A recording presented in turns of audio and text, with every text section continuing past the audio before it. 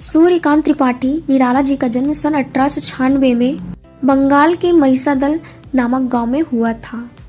धारा का निरंतर विरोध करके उन्होंने रचना में मौलिक काव्य की रचना की।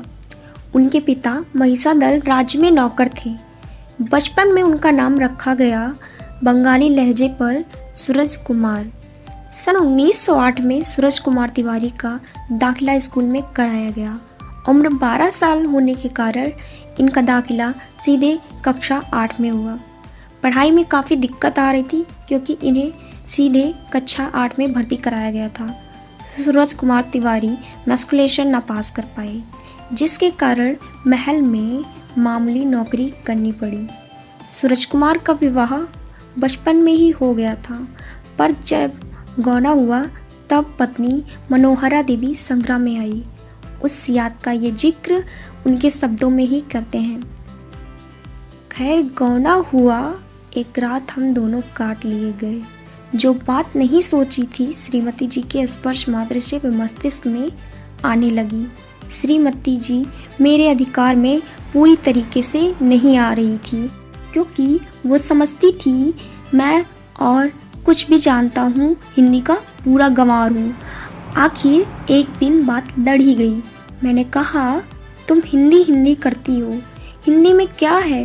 उन्होंने कहा जब तुम्हें आती ही नहीं तो कुछ नहीं है। मैंने कहा हिंदी मुझे नहीं आती।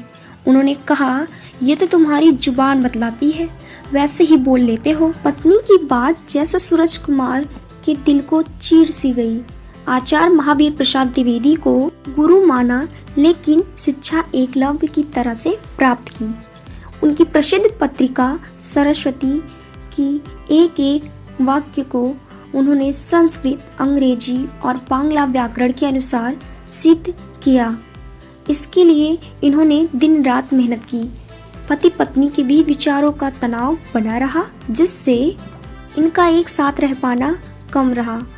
इन सब के बावजूद भी इनकी कविताएं पनपती रही। सन 1914 में रामकृष्ण, फिर 1916 में सरोज कुमार का जन्म हुआ। बच्चे पत्नी के मायके में ही पले बढ़े।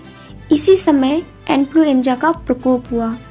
पत्नी अंग्रेजी दवा पीने से इनकार कर दी।